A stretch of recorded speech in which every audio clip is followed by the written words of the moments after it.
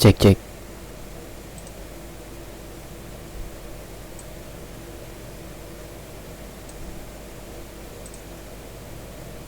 Cek cek. Sejarah Kalisodo, sebuah kisah dari Embek Ganteng yang mungkin sudah tayang.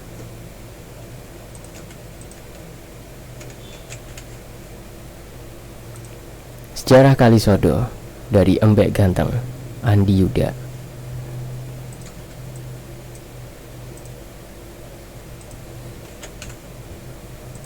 Sejarah Kalisodo, sebuah kisah dari Embek Ganteng Cak Andi Yuda.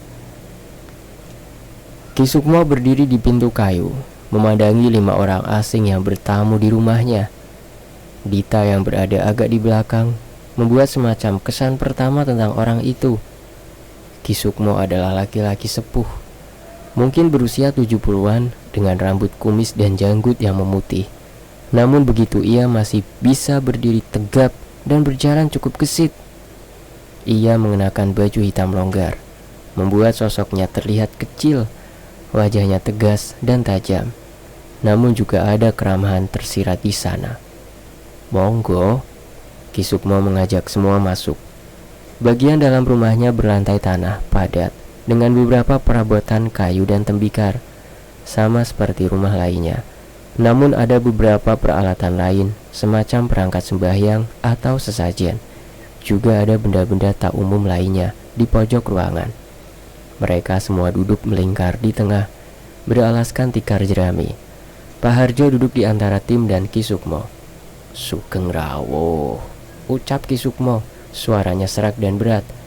Semua tim saling berpandangan salah tingkah. Ada semacam wibawa atau aura yang membuat mereka segan menatapnya langsung. Selamat siang Ki, kami semua dari majalah Bumi.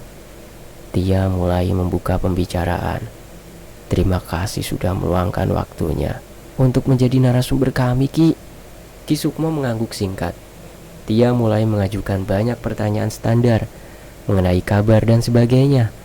Wahyu mengambil gambar Ki Sukmo, suasana rumah dan objek lain yang menurutnya cocok masuk dalam artikel dengan izin dari pemilik rumah tentunya. Yuda juga sesekali membuat catatan kecil di bukunya. Selang beberapa lama, pertanyaan-pertanyaan yang diajukan Tia mulai masuk lebih jauh. Rumor yang beredar, Kalisada sangat menolak pengaruh dari luar. Mengapa begitu?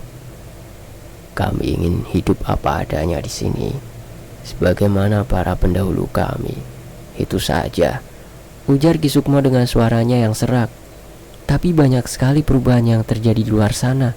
Hal-hal baru yang mungkin bisa membuat hidup warga desa lebih mudah atau meningkatkan taraf hidup menjadi lebih baik. Apa yang menjadi tolak ukur kalian dengan lebih baik? Tia dan yang lain terdiam.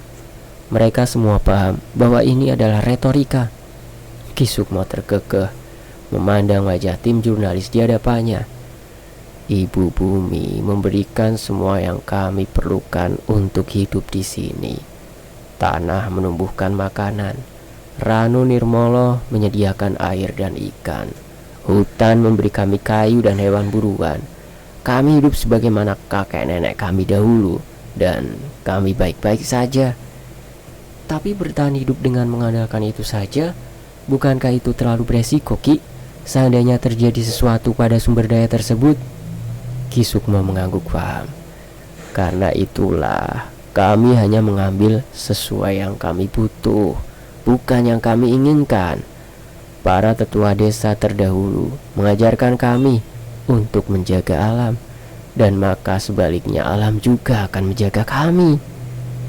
Ada semacam kesinambungan yang berputar antara manusia, alam, dan dunia. Yang kami lakukan hanyalah untuk bisa menjaga siklus itu dalam kehidupan kami. Menarik. Batin Dita menanggapi percakapan keduanya. Entah kenapa jawaban-jawaban Ki Sukmo seolah membuka pandangan baru bagi para tim. Mereka tak menyangka bahwa orang-orang yang tinggal di tempat terpencil seperti ini bisa memiliki pemikiran yang begitu mendalam.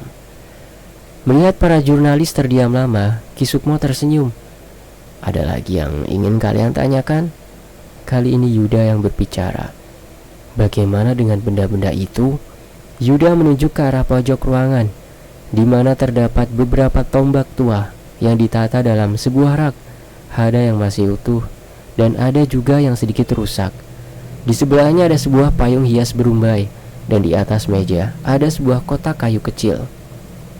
Benda-benda ini terlihat usang namun terawat. Apakah ini semacam benda kuno yang diberi perlakuan khusus, atau pusaka desa mungkin? Ki Sukmo menoleh ke arah pojok ruangan. Ia lalu beranjak ke sudut itu dan membuka kotak kayu di atas meja. Terlihat sebuah keris tua dengan bilah berwarna hitam pekat. Ya, dulu saat aku masih kecil, warga desa masih memakainya untuk upacara adat. Tapi benda-benda ini sudah terlalu tua. Kami tidak menggunakannya lagi. Tombak dan lainnya kini hanya sebagai simbol dan pengingat bagi warga tentang dari mana kami berasal. Ah, tentu. Yuda berdiri mendekati Ki Sukmo. Ia sejenak memperhatikan benda-benda itu. Tombak ini tak ada beda dengan tombak pada umumnya. Namun ada semacam hias ornamental pada bilahnya. Juga payung agung ini hiasannya begitu indah. Tentu saja, itu adalah pusaka kebanggaan desa kami, sahut Pak Harjo. Mungkin hanya pikiran saya saja, tapi corak dan ornamen ini terasa ningrat sepertinya. Yuda membentuk tanda kutip dengan jarinya. Apakah Kalisodo dulunya adalah sebuah kerajaan? Ki Sukmo menggeleng. Kalisodo dari dulu ya sudah seperti ini, sebuah desa kecil. Tapi benda-benda ini entah kenapa Yuda mengernyitkan dahinya ragu. Dan di pintu masuk desa juga ada arca dua rapala yang biasanya dipakai untuk menjaga gerbang kerajaan. Ki Sukmo dan Pak Harjo saling memandang, seolah sedang mempertimbangkan sesuatu. Beberapa lamanya mereka diam, lalu salah satu dari mereka mengangguk. Ki Sukmo berdehem sebelum membuka suara. Kalisodo memang bukan kerajaan, namun para leluhur kami berasal dari kerajaan. Oh, dia merubah posisi duduknya. Warga Kalisada adalah keturunan Singosari. Astaga, ini beneran Ki? Dia meledak karena begitu bersemangat.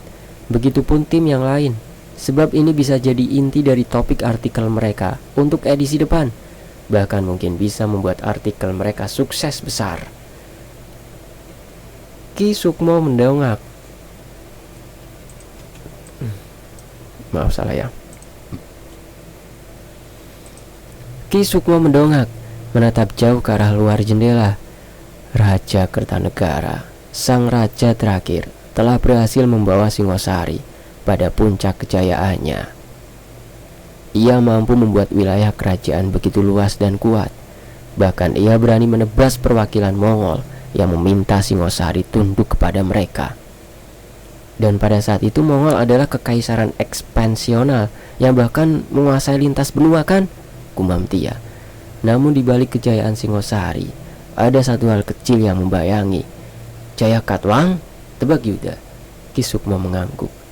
Ia menyerang Singosari dan membunuh Raja Kartanegara, mengakhiri semuanya. Kenapa begitu? Siapa Jaya Katwang? Bisik Dita kepada Yuda. Ki Sukmo tersenyum mendengar pertanyaan Dita. Begini, Nduk. Dulu Singosari adalah wilayah kekuasaan Kediri. Rajanya pada masa itu, Kertajaya, berbuat semena-mena dan melawan kaum Brahma. Para Brahmana meminta tolong kepada Ken Arok yang saat itu menjabat sebagai Adipati Singosari. Arok pun memimpin pemberontakan kepada Kediri dan mengalahkan Kertajaya. Dengan runtuhnya Kediri, maka Arok menjadikan Singosari sebagai kerajaannya. Namun ia masih membiarkan keturunan Kertajaya untuk memimpin Kediri di bawah Singosari. Lama berselang, keturunan Arok yaitu Raja Kertanegara akhirnya memegang kepemimpinan Singosari. Kerajaan itu semakin makmur, kuat, dan kelihatannya akan berjaya dalam waktu yang panjang. Namun diam-diam, keturunan Raja Kediri sudah menyiapkan rencana balas dendam. Jaya Katwang termakan hasutan untuk merebut kehormatan leluhurnya yang dibunuh Arok, pendiri Singosari, saat sebagian besar pasukan elit Singosari sedang melakukan misi keluar kerajaan. Jaya Katwang diam-diam merangsek pusat pemerintahan, Raja Kertanegara dibunuh di kediamannya, dan keadaan Singosari saat itu sangat kacau. Sebagian kecil kaum Waisyah memilih untuk meninggalkan Singosari yang dalam keadaan genting. Mereka dipimpin oleh keluarga kaum ksatria yang memberi mereka pelindungan untuk kabur dari Singosari. Selama berbulan-bulan, mereka berjalan menembus hutan dan bertahan hidup hingga akhirnya mereka tiba di lereng ini, jauh dari cengkraman Jayakatwang, dengan seorang ksatria sebagai pemimpin. Maka lahirlah Kalisodo. Itu sejarah desa yang panjang. Yuda tersenyum sumringah mendapatkan bahan artikel berharga seperti ini. Ia pun memberi pertanyaan lain. Namun bukankah Raden Wijaya berhasil menumpas Jayakatwang dengan bantuan tentara Mongol dan mendirikan Majapahit? Kenapa warga Kalisodo tidak kembali? Ki Sukmo kembali duduk bersama yang lain. Mungkin leluhur kami ingin hidup dalam ketenangan, jauh dari hiruk pikuk perebutan kekuasaan. Lagi pula Majapahit bukanlah Singosari. Di sini mereka bisa hidup sebagaimana menjadi diri sendiri di Kalisodo. Para tim terdiam takjub dengan apa yang baru saja mereka dengar. Mereka masih memproses informasi itu, membenamkan dalam-dalam di otak masing-masing. Ini di hadapan mereka adalah keturunan kejayaan tanah Jawa di masa lalu. Mereka adalah artefak hidup. Lalu di mana sungainya? Ceratuk Dita agak melenceng dari topik. Sungai? Ki Sukmo dan Pak Harjo nampak bingung. Nama Kalisodo, aku hanya melihat ranu dekat sini, tapi tak ada kali. Bahasa Jawa sama dengan sungai. Apapun. Ki Sukmo seketika tertawa terbahak sampai bahunya berguncang-guncang. Bukan, nama Kalisodo bukanlah nama sungai apapun.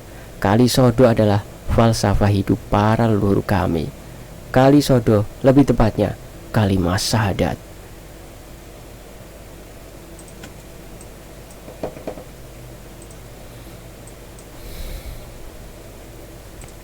Untuk catatan, Kubilai Khan yang merasa terhina karena Kertanegara menebas perwakilannya, akhirnya mengirim pasukan sebesar lebih kurang 20.000 orang dan 1.000 kapal perang di bawah pimpinan Ikemese.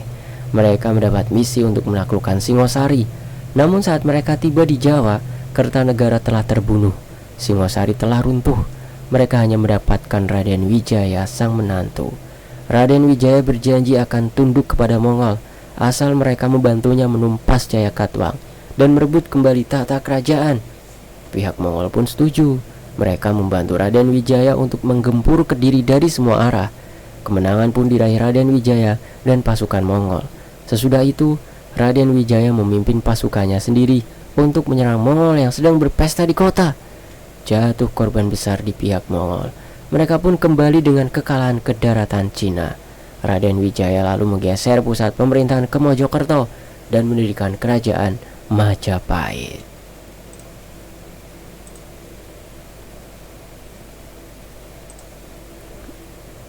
Dan demikianlah ya, saya upload di Wen Anthony, sebuah kisah dari Embek Ganteng akun Wattpad atau Cak Andi Yuda. Terima kasih sudah menyimak ya.